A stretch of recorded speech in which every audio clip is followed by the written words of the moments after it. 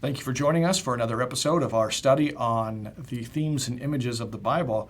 Today we're going to be talking about farming, and strangely enough, farming actually has a much bigger image in the Bible than we would suspect. And it's not just because ancient cultures were much more agrarian than ours is. There's actually a lot to it. So what we want to understand is, first of all, that in the Bible, cultivating the earth was not something that was just a result of the fall. If you remember that Adam and Eve were placed in the garden, and you might think, well, in the garden they had all the fruit that they could eat, and God said they could eat from all the trees, and he, remember, also said that they couldn't eat from one tree, and they ended up doing that. So you might think that in the garden all they had to do was just simply walk up and pick fruit, and so therefore farming wasn't ever going to be a thing. But that actually isn't true. Now, it's true that in the garden, God had already cultivated and perfected the garden area, and the word for garden in the Old Testament means a walled-in garden area. So God had already perfected that area, but if you recall, the mandate that Adam and Eve were given was to go out and take dominion over the earth and subdue it. There was also a charge for Adam to work and keep the garden. So although God had kind of organized things in the garden, Adam's job was to tend and maintain those things. And from that, the idea would be that he would learn how to do his job, and then he would go out from the garden and then take dominion over the world and basically expand the garden area to cover the earth. So that's kind of the idea behind what Adam and Eve were to do back in the beginning. Now, we do have this situation in Genesis chapter 3 where Adam and Eve fall, and there are some repercussions. There are some curses involving their work in the garden and their work on the land outside of the garden. So one of the things that we want to look at is that this idea of farming involves a few different areas. There's plowing, there's sowing, and there's harvest, and we want to look at each of these in turn. And as we look at plowing, the first thing that we'll encounter is in Genesis chapter 3, verse 17 through 19. It says, And to Adam he said, Because you have listened to the voice of your wife and have eaten of the tree of which I commanded you, you shall not eat of it. Cursed is the ground because of you. In pain you shall eat of it all the days of your life. Thorns and thistles it shall bring forth for you, and you shall eat the plants of the field. By the sweat of your face you shall eat bread till you return to the ground. For out of it you were taken, for you are dust, and to dust you shall return. So the idea here is important, that the ground is cursed, and in pain they're going to eat of it all the days of their life. And the idea is that tending it, plowing it, preparing it to be fruitful is going to be toilsome. In Proverbs chapter 20, verse 4, it says, The sluggard does not plow in the autumn, he will seek at harvest and have nothing.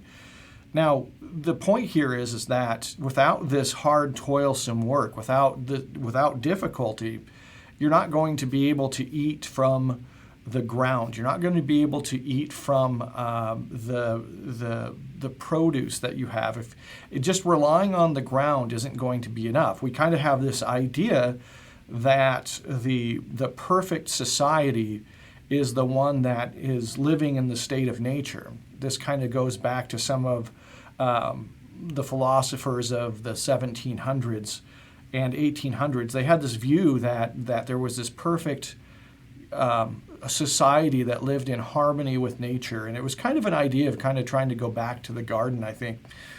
That really the model society is one where you live in such harmony that you just go out and you take whatever the earth provides and you live in harmony with nature. The idea is that agriculture is seen as destructive to nature, and there's actually people environmentalists who still believe that. In fact, I was watching an interview recently with an environmentalist who believed that we had to get rid of all agriculture. So it wasn't just getting rid of meat production or becoming a vegan or something like that. That was their goal. Their goal was actually to get rid of all agriculture because they saw it as depleting the earth. And now the thing is that when it was pointed out to this person that, billions and billions of people would die, they kind of shrugged their shoulders and said, yeah, that's what's going to happen. There's a point here that's important, and that is that the idea of plowing the ground, tilling the ground, the idea of agriculture itself, the idea of cultivate is where we get the word to have culture, and to actually to worship. It comes from the same root word. So the interesting thing is that the idea of cultivating the land, the idea of ordering the land so that it will be more productive, is not just an idea that's born out of this necessity of needing to eat. There's actually very big religious overtones to that word, and actually cultural overtones to that word. So let's go to Job chapter 4, verse 8. It says, as I have seen, those who plow iniquity and sow trouble reap the same. So the idea of plowing then becomes a word that carries this image of preparing or multiplying or making more productive. So if you plow iniquity, what does that mean? It means that you're spreading iniquity, that you're causing iniquity to become manifest, to multiply on the earth. And this gets used over and over again in Scripture. Psalm 129, verse 3 says, the plowers plowed upon my back, they made long their furrows.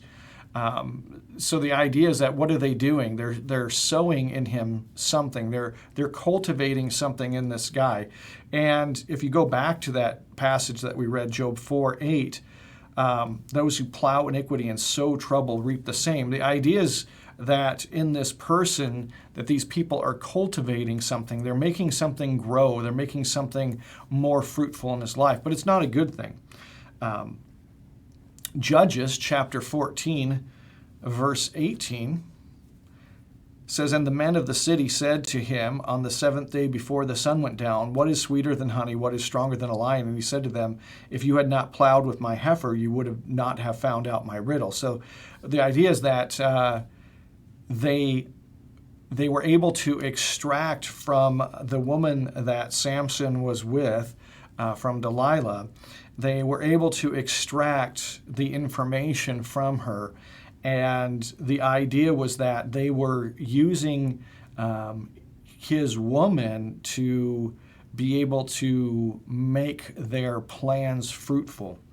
And this, again, gets used as this theme of making fruitful. Now, you can make fruitful in good ways, or you can make fruitful in negative ways. A lot of these have a negative connotation, but it's not necessary that plowing itself has a negative connotation. It just means that what you're doing is you're getting ready to reap something. You're working towards the production of something. And that something you can be producing blessings, or you can be producing curses. You can be producing iniquity, or you can be producing righteousness. The idea, though, is that you work to make this happen. It doesn't just really happen on its own. And that's a valuable lesson for us, because the idea here would be that we're actively preparing a harvest in our lives. We're actively we get up every day, we go to work, we interact with people, and it bears thinking about, what are we preparing for the future? If we go about our day acting in the way that we are, what will we have in the future? And the idea of the future is a really big part of the idea of cultivation and farming in general. The idea is that you put in work now so that you can have some kind of a reward later. And you do this because you'll be that guy later on. It's not like When you look at the Simpsons, and Homer Simpson says, well, that's future Homer's problem. I'm glad I'm not that guy. The Bible takes the opposite view of this, that you are that guy. And so it's wise for you to think about what you're going to reap. All of the actions that you have in the present are like plowing and sowing, and eventually you're going to reap something. Think about what that is as you go through your life. So Jeremiah chapter 4, verse 3 and 4 says, "For thus says the Lord to the man of Judah and Jerusalem, break up your fallow ground and sow not among thorns. Circumcise yourselves to the Lord, remove the foreskin of your hearts, O men of Jerusalem, O men of Judah and inhabitants of Jerusalem, lest my wrath go forth like fire and burn with none to quench it because of the evil of your deeds." So the picture here is an important extension of what we've been talking about, which is that the ground, why do you plow in the first place? You plow because the ground gets hard.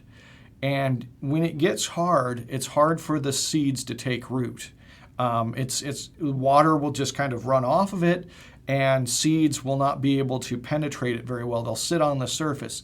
And when they sit on the surface, eventually what will happen is animals will come and take them away. You have birds, you have ants, depending on the size of the seed. You have all kinds of things that will come and take it away. And so what you do by plowing is you prepare, you soften the earth so that it's going to be more it will more readily accept the things that you're planting.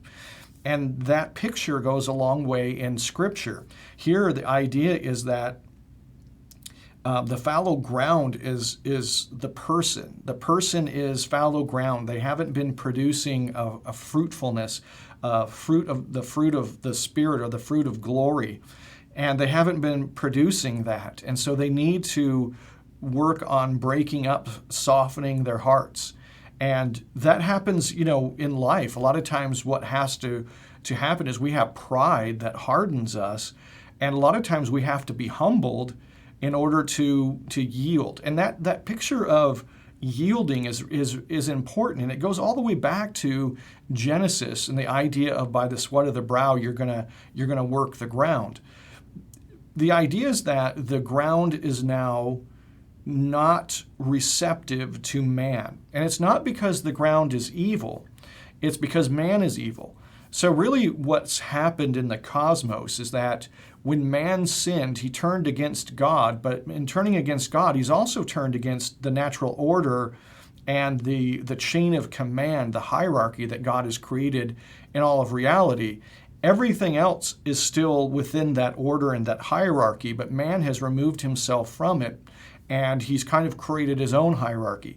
And so it's not that the ground is rebelling against us, it's that we're rebelling against God, and the ground is still kind of with God. And so in order for it to respond to man, he has to work it. He has to, it's not a very good relationship, we can say, between man and the ground any longer. And so it takes a lot of work for the ground to be prepared to kind of yield to the will of man. And so that image, again, is one that's pretty common in Scripture.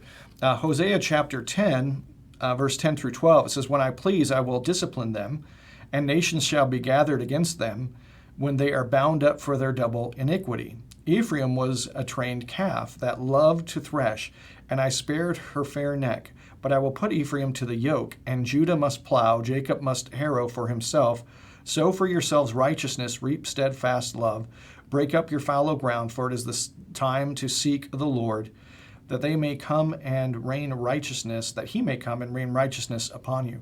The idea here is that when God disciplines us, what is he doing? He's trying to break up the fallow ground of our hearts, that we no longer yield to his will. And so when the seed of his word is planted in us, it doesn't find reception. It's not like we welcome that. So what God does in his discipline is he makes us receptive to his word. And this actually happens all the time in our lives, in big ways and small ways. but we often don't recognize it. As an example, it's really interesting that even our struggle with making the ground receptive is supposed to be a lesson to us in God's struggle to make us receptive. And God actually uses the struggle between us and the ground in order to make us more receptive. To give you an example of this, think of a time, most of us don't farm, and so we have to go to other images, but it's still kind of within the same realm. Think about a time when you were working on your house, when you were working on a project, when you were trying to fix your car or do some kind of remodeling thing. Even sometimes yard work is enough. Now, here's the thing. When you did that, oftentimes you were unsuccessful. You had a will that you wanted to see implemented in this material, and this material is either of the ground or of the fruit of the ground. And so by extension, it is still farming. So you were trying to make that material productive. You were trying to glorify it to a purpose, and it resisted you. And so our general way of reacting to that, I know mine is to get frustrated with that. The interesting thing is that God is actually, rather than trying to make us frustrated, God is trying to make us humble so that we'll be more receptive in learning. And generally, he's trying to teach us something even in that moment, but our frustration often keeps us from learning that. It's not until reflection often that we can go, okay, I know what he's trying to teach me. At the very least, often he's trying to teach us patience, and that's a difficult thing for us. At least it is for me. So the idea here in this passage in Hosea is that God's going to discipline them, and he's going to break up the fallow ground or use discipline as a way of doing that. Now, the problem is that discipline, if we don't respond to it correctly, can make us actually harder. And so there's a cooperation that has to take place. Micah chapter 3, verse 12 says, "Therefore, because of you, Zion shall be plowed as a field, Jerusalem shall become a heap of ruins, and the mountain of the house a wooded height." So plowing can also be this picture of kind of breaking up or tilling under what has grown up. So if you're not a farmer, you might not understand this, but if you've worked on a farm or even if you've had a garden, you probably have seen this principle in action. You get a tiller, would be kind of our size implement, but if you have a bigger piece of land, you're going to get a tractor and a plow.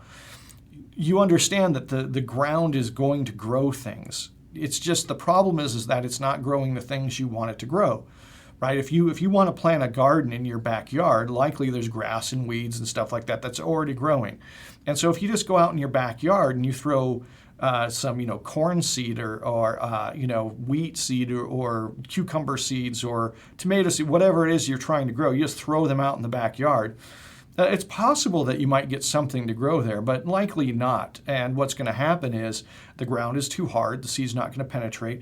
The animals are going to come and take the seed.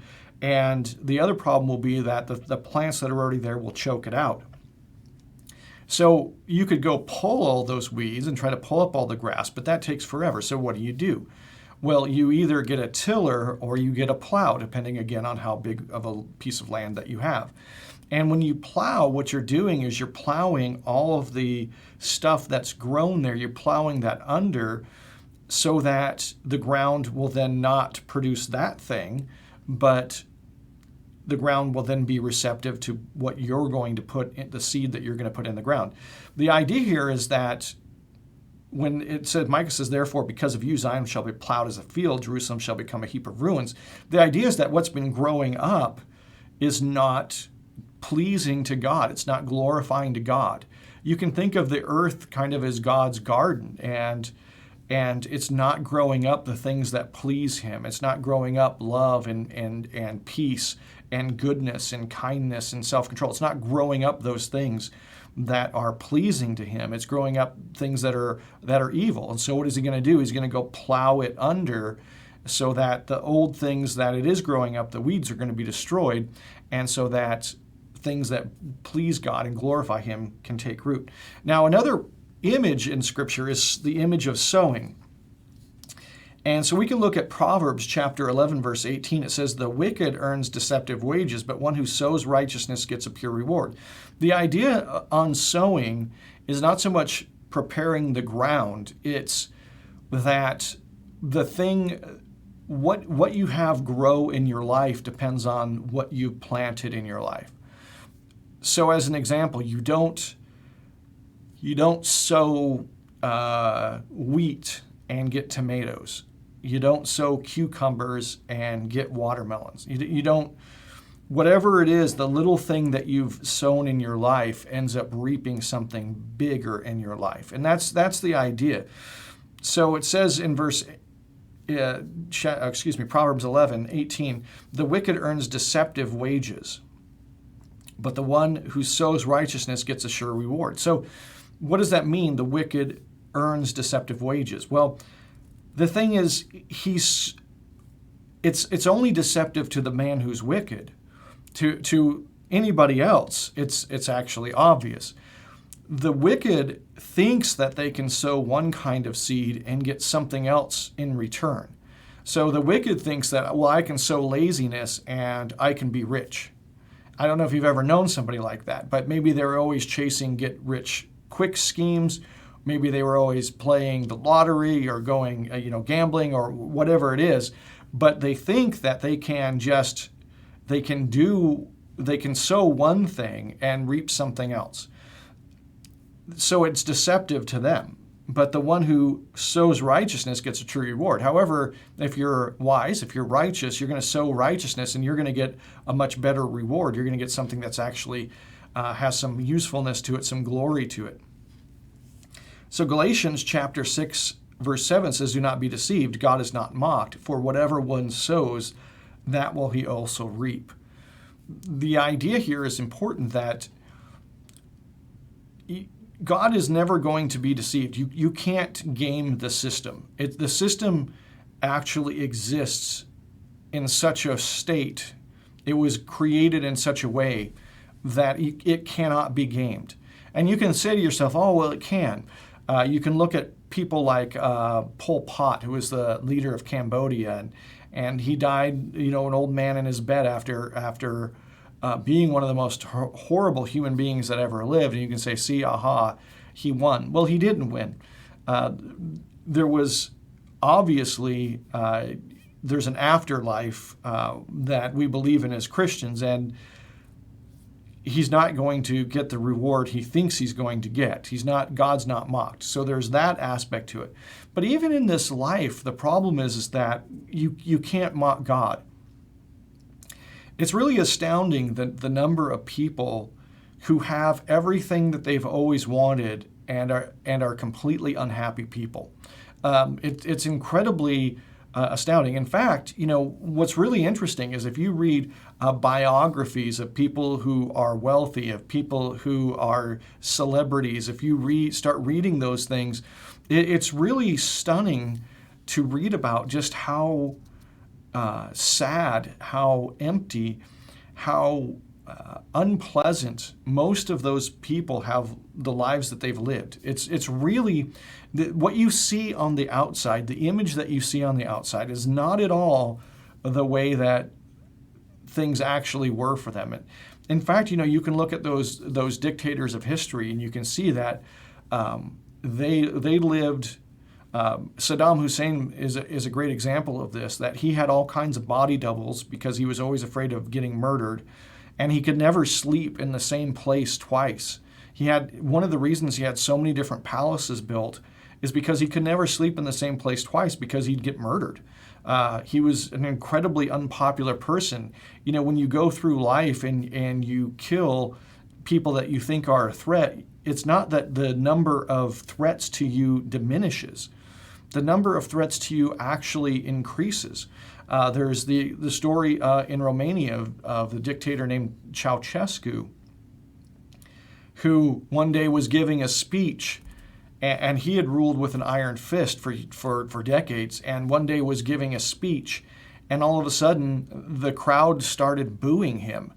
And he was stunned. He didn't know what to do. And it's one of the things that is fascinating because you can study. It's one of the best examples of what people call a preference cascade, where he went from being completely secure in his reign when the speech started, and by the end of the speech, he was running for his life. And the reason for that is because everybody hated him. Everybody hated him, but everybody was afraid to say anything. And he gave this speech in front of a huge crowd, and somebody in the crowd started booing, and nothing happened to that guy. And so the people next to him started booing, and nothing happened to them. And pretty soon, by the time you could hear it in this crowd, thousands of people were booing, and what could you do? What could you do against those thousands of people? And pretty soon, the whole crowd is booing. And he went from, having a perfectly stable reign to running in a helicopter. Him and his wife were fleeing in a helicopter because everybody all of a sudden decided, hey, there's so many of us that hate this guy, they can't stop us. So he flees in a helicopter, and the pilot decides, hey, I don't like this guy either. So he just drops him. He says, oh, we have an emergency, I have to land. He drops him off and opens the door. The guy gets out and he flies away. He doesn't want any part of that. And he gets murdered by his own troops.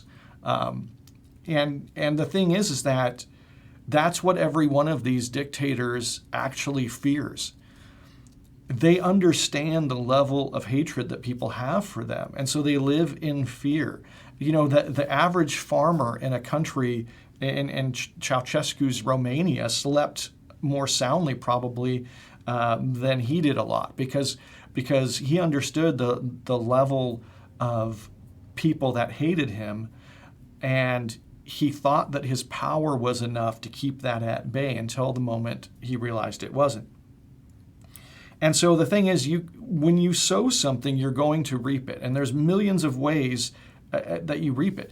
Even from the standpoint of, think about this, what joy is there in life if you're a dictator who doesn't care a thing about his people, doesn't care a thing about the people next to him, often doesn't care a thing about his family. He'll murder his family members if he thinks they're a threat to him. But what joy is there in life? You don't love people. You don't like seeing them grow. You don't like seeing them achieve things. What joy is there in life? And you can say, well, you have a palace and you have a car, you have these things. Sure, you have those things, and you have no one to share them with. Because you don't, even if they pretend to care for you, you don't care for them. So what difference does that make if they enjoy it or see it or whatever? And so the thing is that this principle is built into the nature of reality, and you cannot go around it. You cannot go over it. You cannot tunnel under it. You can't avoid this idea, this principle, that when you put something in the ground, it's going to eventually reap more of the same. When you put something into your life, eventually it will reap more of the same. So in Matthew chapter 13, verses 24 through 26, it says, he put another parable before them, saying, the kingdom of heaven may be compared to a man who sowed good seeds in his field. But while his men were sleeping, his enemy came and sowed weeds among the wheat and went away. So when the plants came up and bore grain, then the weeds appeared also. So Jesus tells this parable, and he's basically talking about the way that the world works, is that God sowed good seeds in the ground, but Satan came along and basically sowed weeds. And so what's God going to do? He's going to wait until the end, and he's going to separate the things out. Now, because he's waiting to the end, people will be fooled that they can sow evil in their life and somehow get away with it. The reality is they can't. Psalm 126.5, those who sow in tears shall reap with shouts of joy. The idea is that if you're sowing the right things, you might sow them in tears. It might be difficult. You might have to make sacrifices to sow the right things. And those sacrifices might really hurt. But when you reap, you'll reap with shouts of joy. Well, that idea of sowing carries all through Scripture, and it's really an important thing to understand in our lives how that works. There's also the idea of tending, and tending in James chapter 5, verse 7, it says, Be patient, therefore, brothers, until the coming of the Lord. See how the farmer waits for the precious fruit of the earth, being patient about it until it receives the early and the late rains. So the idea here is that you've sown things in your life, and maybe you've sown them at a high cost. It's been difficult. You've had to make sacrifices to sow these good things in your life. Well, there's a period of tending that goes on in your life whereas you have to stick to it. You have to be patient. You have to have perseverance. You have to try to water those things, try to cultivate those things in your life. It's not that you just sow, a seed in the ground in your life and then, the next day everything's great. It's not, you think about it from the standpoint of like working out or dieting. It's not that you can work out once and then the next day you're just completely fit. It would be terrible if that's the way that the world worked, because think about how, we're not, let's face it, we're not the brightest people in the world. And we have a tendency to make mistakes. And if each mistake gave full bloom to its consequence immediately after we made it, we would all be in a world of hurt. The reality is that God is basically, if you've ever gone to delete something from your computer, you go in and you say, I want this deleted, and the computer's like, are you sure? And then you say, yes, you're sure. And then it's actually oftentimes goes into your recycling bin. It's not even gone then. If you really want to get rid of it, then you have to go out and you have to empty your recycling bin.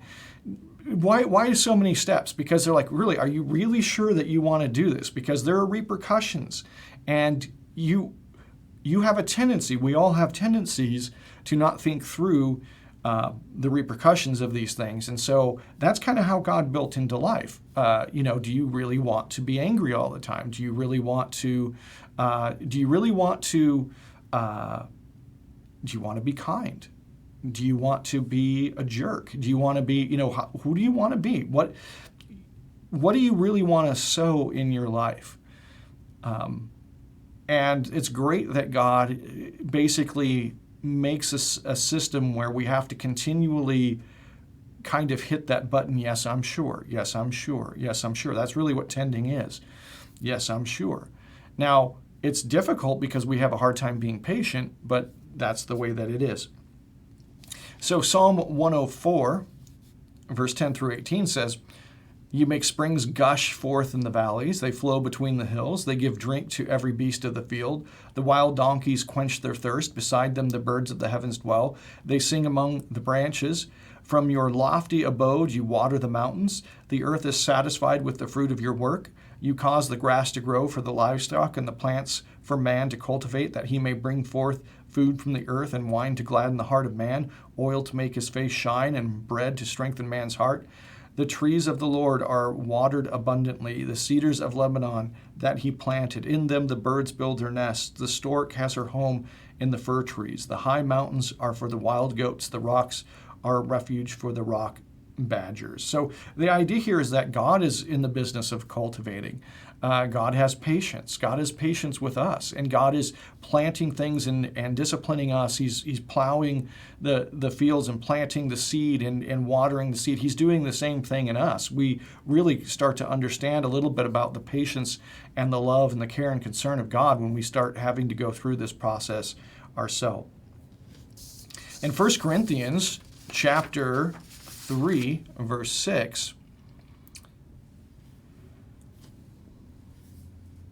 it says, I planted, Apollos watered, but God gave the growth. The idea here, once again, is that Paul is talking about planting the seed of God's word in people's lives. Apollos watered, but God gave the growth. So what does it mean? Not only in your own life, but in the lives of others, of people you want to help or people you want to see brought to Christ. It's going to take time, and it's going to be a process. It's not going to be, this is one of the things that was funny to me that I thought early in ministry is that, you'd preach a good sermon, whatever, and everybody's lives would change. That's not the way that it works. There's a constant process. And think about anything in your life is like this. If you want to play the piano, you don't just pick up a piano book and just you're wonderful at it. There's a constant process of learning until it really becomes a part of you. Any skill you want to pick up, anything that you want to develop, you have to work at it. And so that's the way that the idea of tending the field goes. It's important for us to understand that God is very patient with us, and that He doesn't just expect us to be transformed overnight, but He continually puts His efforts into us. God continually waters the seeds that He's planted. And when God disciplines us and plants a seed, God will also water that seed. And God is very faithful in the way that He deals with us. Now, the last part is harvest. And harvest is important because it's kind of the point of the whole process. Joel chapter 3, verse 13 says, "Put in the sickle, for the harvest is ripe. Go in, tread, for the winepress is full. The vats overflow, for their evil is great." Now, it's important to understand that this whole picture of farming that we have, the whole idea of cultivation, is a picture of the glorifying of the earth to bring about life and goodness. And that actually is not, we have this view in our modern culture of that as something that is divorced from religion or spirituality or anything like that. You have to understand that that has not been part of the mindset of human beings since the beginning until probably the Enlightenment. If you go back to any religion, any ancient religion, you can look at even Judaism. God actually had festivals around the times of harvest, and all the other religions did as well. There was always, harvest was always a time of celebration and always a time of worship. And we have to understand why that is, because, as I said, the idea of cultivation, the idea of worship, and the idea of culture all come from the same root word. And there's a reason why that is true. And the reason for it is that because God called man to this task. This is the task that man had, and it's a task that puts man in the image of God. Remember that God created all these things, and God created this world where trees grow and they bear fruit, and that fruit feeds animals, and then those animals eat the fruit and they eat the seeds, and they end up planting more trees, and there's this great cycle. It's kind of a crazy thing. When let's say you go to a nursery and you pick up a citrus tree because you want to have oranges in your backyard, and the first year not very many, if any. Second year, third year, at some point the tree starts to really fruit. And you think, wow, this is great, now I have these oranges. Well, pretty soon, what happens when the tree gets fully mature and is in the height of its reproductive cycle, when it's as fruitful as it will ever be, you're going to have oranges coming out your ears. One tree is you're going to be trying to get rid of. You're going to be pestering everybody you know. Here, take some oranges from me. That kind of generosity of blessing is the nature and character of God, and that's what God does. And we as human beings then are actually called into this place where we end up doing the same thing. So we end up going and we make things more productive. We work to make things more productive. We sacrifice to make things more productive. And then what happens is, when we're patient with it, when we plow the ground and plant the seed and we tend it, cultivate it, when we do all that kind of stuff, what we're rewarded with is a harvest of blessing, a harvest of glory and festival and joy and thanksgiving.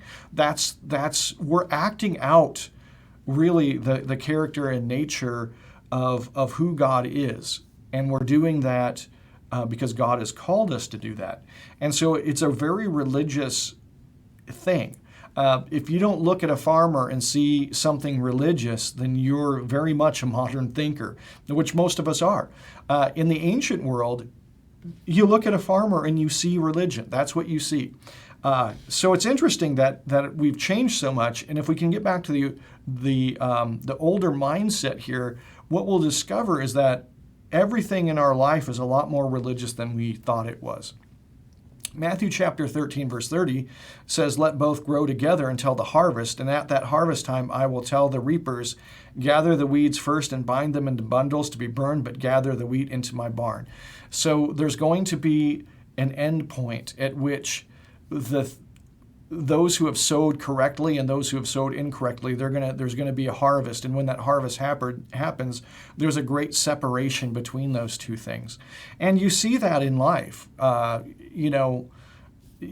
There's been people who have been in our churches who have sowed very wisely. And you see later on in their life, you see the difference in what they're reaping between those who have not sown as wisely. And some have sowed very foolishly, and you end up seeing the results of that. And so there's a great separation that occurs. Matthew chapter 9, verse 37 and 38 says, "Then he said to his disciples, the harvest is plentiful, but the laborers are few. Therefore pray earnestly to the Lord of the harvest to send out laborers into his harvest." So the other thing that makes this such a religious idea is that this process that you go through when you plant a garden or you're a farmer, this process that you go through is a process that can be applied to your life in total and into all of the relationships that you have. The idea is that what we are to be doing with other people and what we are to be doing in our lives is we're to be breaking up the hard ground. We're to be planting the right seeds. We're to be tending and cultivating those seeds. And then at the proper time, there'll be a harvest. And we do that in our own lives, and we do that in the lives of the people around us. And that's really what life consists of. All of us are farmers in a very significant way. And that's why culture and worship and farming, all those things are related to one another because it's not just the farmers who are doing this. Everybody's doing this, and it's a very religious thing. And so if you're writing a story, you're creating a play, you're creating a piece of music, whatever it is that you're doing, you're sowing something not only in your own life but in the lives of other people. Let's say that you're a band, and there's a lot of things that you can sing about. You're sowing things into your own life with what you're singing about, and you're sowing things into the lives of other people. And sometimes you can be in a dark place in your life and you hear a piece of music that really lifts you up. But other people have been in dark places in their lives and they start listening to music and it makes their life darker. And the kind of music that you listen to and the kind of person that you are, those two things will end up converging at some point usually.